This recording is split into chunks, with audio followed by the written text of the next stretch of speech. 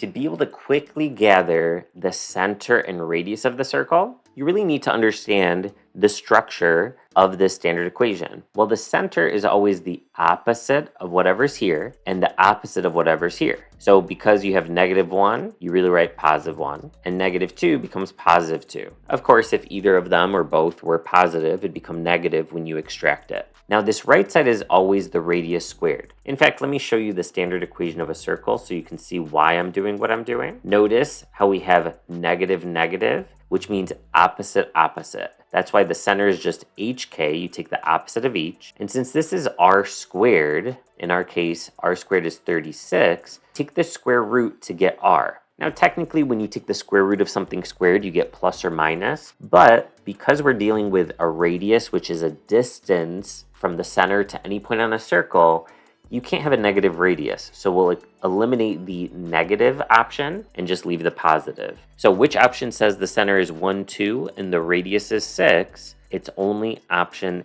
A.